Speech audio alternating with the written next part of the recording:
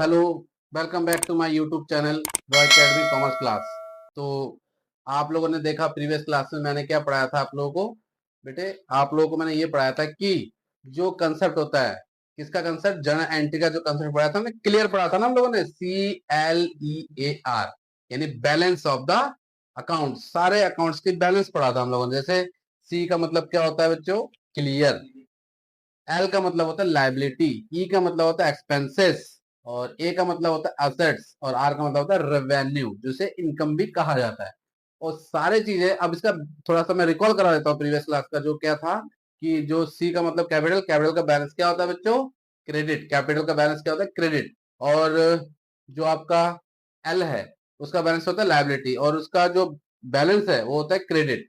और clear, LEA, ए का मतलब होता है एसेट्स, एसेट्स का बैलेंस ऑलवेज आप जानते हैं डेबिट। और रेवेन्यू, रेवेन्यू का बैलेंस वो इनकम है। और आपने नॉमिनल अकाउंट में क्या पढ़ा था, all expenses losses are debit but all income, ठीक है, ऑल इनकम गेन्स प्रॉफिट्स, फायदे, आप देसी भाषा में आप अगर मैं समझाऊं तो जितने भी फायदे हैं वो सारे क्रेडिट, और जितने भी नुकसान है वो सारे डेबिट। बस यही कंसेप्ट को याद रखना है। तो यही कंसेप्ट, नॉमिनल अकाउंट का कंसेप्ट, पर्सनल अकाउंट का कंसेप्ट, फिर रियल अकाउंट का कंसेप्ट, उसके बाद ये क्लियर कंसेप्ट, जो क्लियर CLER, वो क्लियर कंसेप्ट। आप वो क्लियर मत समझना कि वो क्लियर वाला कंसेप्ट, ये क्लियर वाला है जो अकाउंट में हम पढ़ते हैं, क्लियर वाला कंसेप्ट, ठीक है। CLEAR, क्लियर, ये कंसेप्ट आप पढ़ते हो। ये इसे कहते हैं मॉडर्नाइजेशन रूल। आज के टाइम में मॉडर्नाइजेशन, वो गोल्डन रूल।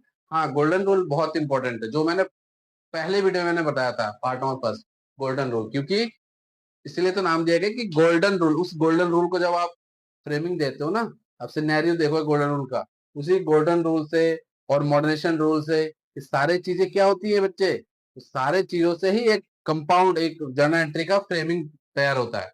समझ में आया? तो जर्नल एंट्री का यही बेस होता है, ठीक है, कि सारे चीज पहले प्रीवियस का पढ़ो, उसके बाद इसमें आप अच्छे से आपको समझ में आएगा, ठीक है। तो लेट्स स्टार्ट। देखिए, तो सबसे पहले हम सीखेंगे परचेस गुड्स इन कैश। आपने देखा ना, जर्नल एंट्री में क्लासेस में आती है, काफी बच्चे स्कूल में सीखते हैं कि सर ये है कि लाइनिंग क्या है क्या नहीं है। तो मैं आपको यहाँ बताने वाला हूँ, तो थोड़ा सा फॉर्मेट भी यहाँ पे आपको मेंशन कर दे रहा हूँ। प्लीज देख लीजिए यहाँ पे, मेंशन में करता हूँ यहाँ पे थोड़ा सा। तो ये सबसे पहले क्या लिखा जाता है, डेट, फॉर्मेट है ये। फिर आता है आपका पर्टिकुलर, फिर आता है लेजर फॉलियो, फिर आता है अमाउंट डेबिट, फिर आता है अमाउंट क्रेडिट, ठीक है। ये आता है आपका डेट, ये आपका पर्टिकुलर्स, पर्टिकुलर्स, ये आता है लेजर फॉलियो, ये अमाउंट डेबिट, ये अमाउंट क्रेडिट, ठीक है। ये सिस्टमेटिक वे होता है, ये जर्नल एंट्री का फॉर्मेट है, जर्नल एंट्री। इसी में सिस्टमेटिक चीजों को रिकॉर्ड किया जाता है। अच्छा, जर्नल एंट्री का मतलब क्या होता है, सारे चीजों को, जर्नल जो भी है, इसको इसको ये सारी चीजों को यहाँ पे मेंशन करना, यानी कि उसको एक सिस्टमेटिक वे में रखना।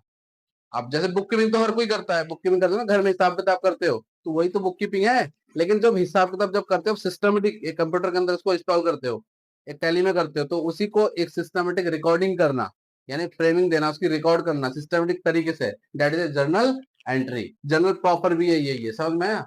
और इसका ड्यूअल कंसेप्ट, ड्यूअल कंसेप्ट होता है इसमें। कैसे?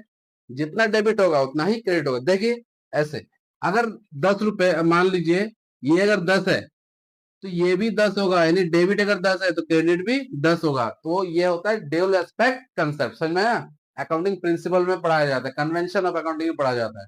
अब देखना, ये भी कभी थ्योरी का भी वीडियो डालूंगा मैं, सारे प्रिंसिपल, अकाउंटिंग प्रिंसिपल में आगे आपको कंटिन्यू करा दूंगा इसको, ठीक है।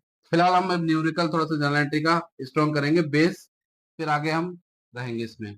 तो सबसे पहला एक एंट्री हम करेंगे कि परचेज गुड्स इन कैश ₹10,000। आपने क्या खरीदा? ऐसे रियल अकाउंट का थोड़ा सा मैं बताने वाला हूँ आपको। रियल अकाउंट, रियल अकाउंट का रूल क्या होता है, comes in debit, comes in debit. जो भी आया उसको डेबिट करोगे, और गोज आउट क्रेडिट। जो भी गया उसको क्रेडिट करोगे। समझ में आया? जो भी आया डेबिट, जो भी गया क्रेडिट, यानी जो आएगा उसको डेबिट करेंगे, जो गया उसको क्रेडिट करेंगे। क्लियर? तो आप देखिए, purchase, purchase goods in cash ₹10,000। Purchase का मतलब क्या होता है, हिंदी में आप समझाओ, हिंदी में आप समझो क्या होता है परचेस। परचेस का मतलब होता है खरीदना। बॉट मतलब भी खरीदना, बाय मतलब भी खरीदना। समझ में आया? तो जब आप परचेस करते हो तो आप बताओ, सिंपल सी बात, जब आप कहीं पे भी जाते हो मार्केट में, कोई चीज आप परचेस करते हो, क्या वही रख के आते हो क्या? नहीं ना। बताओ, आपने दिवाली आ रही है, मान लो दिवाली आ रही ना, तो दुर्गा दशहरा आ रही, दुर्गा पूजा, उसको आप सामान खरीदोगे तो क्या वो रख के आओगे ना?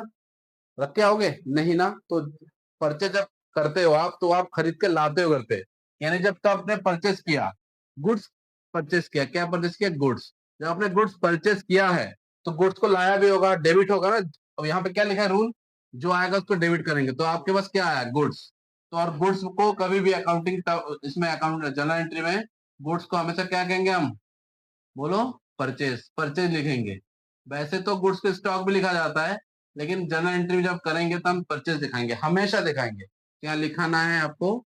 परचेज अकाउंट डेबिट, क्योंकि परचेज को डेबिट करोगे, क्योंकि आप खरीद रहे हो, सामान आ रहा है, तो सामान को आप परचेज दिखाते हो, ठीक है। तो इसलिए परचेज को डेबिट, जो आ रहा है उसको डेबिट दिखाते हैं। Purchase account debit to cash account, cash account. समझ में आया कितना? 10,000, 10,000। क्लियर है? अब एक नरेशन खींचेंगे हम, narration being goods purchase in cash. अब नरेशन आप कैसे भी लिख सकते हो, नो प्रॉब्लम। कैसे भी आप नरेशन कर सकते हो, जैसे कि नरेट करते, इसको नरेट नरेट करना ही नरेशन होता है। जो काम तुमने क्वेश्चन में है उसी को नीचे लिख देते हैं, वो भी चल जाएगा। समझ में आया? Being goods purchase in cash, देखो क्वेश्चन से ही तो उठा के लिख दिया, कोई दिक्कत थोड़ी, कोई दिक्कत नहीं इसमें। समझ में आया? बट ये तो बिना फॉर्मेट के हैं, बिना फॉर्मेट के ना सारे, ये देखो ऐसे ही लिख दिया। तो ऐसे लिखना, ये तो जर्नल प्रॉपर है। आपने एक जर्नल प्रॉपर की तरह काम कर दिया, कि आपने एक बुक कीपिंग की तरह काम कर दिया कि भैया लिख लिया लो। लेकिन इसको इसको इसी ट्रांजेक्शन को यहां लाना, मान लो डेट भी दे दिया मैंने, 1/4/2025, मैंने डेट भी दे रखा है ये। तो डेट, ये डेट हो गया 1/4/2025। तो जब डेट दे दिया, तो इस चीज को सिस्टमेटिक तरीके में शो करना, यानी कि रिकॉर्ड करना सिस्टमेटिक वे में रिकॉर्ड करना, दैट इज जर्नल एंट्री। समझ में आया? तो जब रिकॉर्ड करते हैं हम लोग, तो उसको ही हम देखिए, इसको आप परचेज, तो इसको ही लिख देंगे हम, purchase account debit to cash account. बस कितना? 10,000 और 10,000। क्लियर? और इसी नरेशन को यहां लिख देंगे, being goods purchase in cash. समझ में आया? ये एक निपट गया ये। दूसरा, परचेज फर्नीचर इन कैश। इस बार आपने क्या खरीदा? पर्टिकुलर चीज खरीदा। क्या चीज? फर्नीचर, कुर्सी वगैरह खरीदा इस बार। तो ये गुड्स नहीं है, इस बार कुर्सी है, नाम पता चल रहा है कि फर्नीचर ही खरीदा। तो एंट्री में क्या लिखोगे? Furniture, furniture account debit to cash account. Furniture खरीदा तो लाए हो ना फर्नीचर। और फर्नीचर वैसे एसेट है, एसेट का बैलेंस भी डेबिट होता है, और फर्नीचर ला रहे हो तो लाने को भी डेबिट कहते हैं। तो दोनों टर्म में डेबिट ही हो रहा है वो, ठीक है। कितना? 12,000, 12,000। समझ में आया? नरेशन क्या लिखोगे? क्या खरीदा? Furniture. Being furniture purchase in cash, being furniture purchase in cash. तो ये चीजें सिस्टमेटिक तरीके से रख दो। मान लीजिए इसका डेट दे रहा हूं मैं 2, ठीक है, 1/2/4/2025, तो इसको भी डाल दो 2/4/2025। ज्यादा हार्ड नहीं है ये, थोड़ा सा देखना ही है बस। इसको सिस्टमेटिक तरीके से लिखोगे तो क्या लिखोगे? Purchase account debit to cash account. समझ में आया? नरेशन क्या लिखोगे? बीइंग गुड्स, सॉरी गुड्स नहीं, क्या खरीदा? Furniture in cash. क्लियर? 12,000, 12,000। देखो डेबिट का 12,000, डेबिट क्रेडिट का 12,000। समझ में आया? अब लास्ट एंट्री क्या है? Purchase machinery. आप बताओ, आप कमेंट में इसका एंट्री कर लेना कैसे है। तो इसका एंट्री क्या होगी? वैसे मैं बता दे रहा हूँ, आप कमेंट में लिखना, याद रहेगा आपको, ठीक है। इसका एंट्री होगी परचेज अकाउंट, ओ सॉरी, मशीनरी अकाउंट। तो इसका क्या होगा? क्योंकि पर्टिकुलर चीज खरीदा आपने, मशीनरी खरीदा, तो मशीनरी अकाउंट डेबिट टू क्या? Machinery account debit to cash. Cash तो जा रहा है भैया, देखो जो जाएगा उसको क्रेडिट करेंगे, क्रेडिट कर रहा है, कैश जा रहा है तो क्रेडिट कर दो। इसी चीज को इसमें डालना ही सिस्टमेटिक वे होता है, और इसी को जर्नल एंट्री कहते हैं। समझ में आया? तो आप अब देखिए थोड़ा सा, अब हम करेंगे कैश परचेज, ठीक है। कैश में परचेज करना, उधार में परचेज करना, और कैश में खरीदना, और उधार में, सॉरी, कैश में बेचना और उधार में भी बेचना। समझ में आया? ये सारी चीज मैं आपको बहुत, आपको इसी में आपको कन्वर्ट, इसी को मैं बता दे रहा हूँ आपको, ठीक है, इसी में। तो देखिए आप पहचानोगे कैसे कि उधार की एंट्री है? नेम से। किससे? नेम से। नेम से, नाम से पहचानोगे। किससे पहचानोगे? नाम से। हमेशा नाम आएगा या खुद क्रेडिट बोल देगा। समझ में आया? तो नेम से, तो देखिए कैश परचेज, नगद खरीदना, ठीक है। तो जब कैश परचेज करते हो तो एंट्री क्या होती है, purchase account debit to cash account. इसी चीज को अगर मैं उधार में खरीदता क्रेडिट परचेज, तो purchase account debit to creditor account, समझ में आया? क्योंकि जहां से खरीदते हो आप उसका नाम आ जाएगा। आप वेंडर भी आ सकता है यहाँ पे, ठीक है, वेंडर भी आ सकता है, वेंडर का नाम आ जाएगा क्योंकि उसको तो देना ही है पैसा, है ना। अब ऐसे ही कैश सेल बेचते हो, नगद बेचते हो, तो cash account debit to sales account. अगर नगद बेचते हो तो आप उधार भी बेचते हो, तो जब उधार बेचते हो तो पैसा जिसको बेचा है, सेल्स तो क्या है, बदले में वो आएगा, तो जो बेचते हो तो वो डेटर कहलाता है अल्टीमेटली। अगर तुमने माल उधार में बेचा और पैसा लेना है तुमसे, तो वो डेटर कहलाता है, समझ में आया ना। कभी कभी आप देखते हो कि डेटर डेटर कब होता है, जब कोई इंसान, कोई बिजनेसमैन या कोई पर्टिकुलर ले लो आप, बिजनेसमैन तो छोड़ो, कोई भी व्यक्ति अगर माल उधार में बेचता है, सामने वाला पैसा देगा फ्यूचर में, तो वो डेटर कहलाता है, समझ में आया। तो वही चीज, अगर उधार में माल बेचते हो तो debtor account debit to sales account, डेट कंप्लीट। और क्या है, और उधार में माल अगर खरीदते हो, अगर माल उधार में खरीदते हो, मैंने सपोज कर लिया किसी से माल खरीदा बिना पैसे के उधार में, तो माल तो आएगा लेकिन उसको पैसा देना है, तो मैं क्या बन जाऊंगा, क्रेडिटर बन जाऊंगा। क्या बन जाऊंगा, क्रेडिटर। तो यही तो चीजें होती है, यही तो टर्मिनोलॉजी होती है, यही सब चीजों को तो बना के एक बड़ा रूप ले लेता है, समझ में आया? इसलिए छोटे छोटे चीजों को ही करना एक अकाउंटिंग, एक एक प्रोसेस होता है। इसलिए तो कहते हैं accounting is the summarising, analysing, identifying, classifying, सब चीज करना होता है अकाउंटिंग के अंदर, समझ में आया? तो ये आपके लिए बहुत ही बेटर साबित होगा। इस चीज को आप देखिए, इसको समझिए। और कंपाउंड एंट्री, अच्छा हाँ, एक चीज और रहेगा, कंपाउंड एंट्री। आपको मैं बता दूं, कंपाउंड एंट्री का मतलब है कोई चीज उधार में खरीदा, कोई चीज कैश में खरीदा, उन दोनों को जोड़ के आ गया टोटल। मान लो 10,000 का कैश नगद खरीदा मैंने कोई सामान, और 10,000 का उधार खरीदा, टोटल कितना आ गया मेरा, 20,000 का माल आ गया। इसको कहते हैं कंपाउंड एंट्री। मैंने दोनों चीज एक साथ ले रहे हो और दोनों क्या पता डेबिट हो जाए और दोनों क्या पता क्रेडिट हो जाए, ये चीजों को, दोनों क्रेडिट होना, दोनों डेबिट होना, ये सब कंपाउंड एंट्री में होता है, समझ में आया?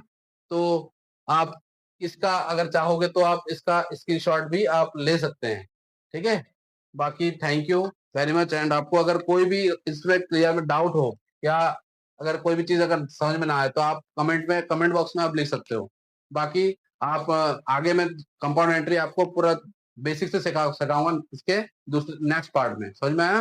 तो थैंक यू वेरी मच, और चैनल को सब्सक्राइब कीजिए और लाइक बटन दबाइए, और जो बजाते नहीं हो, क्या कहते हैं उसको, बेल आइकन, बेल जैसे लाइक शेयर ये सब कर दिया करो।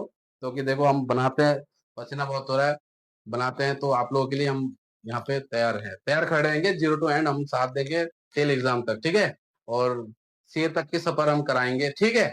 और थैंक यू वेरी मच, और सीयूटी का भी हम आगे आप तैयारी कराएंगे, ठीक है। Thank you, bye bye.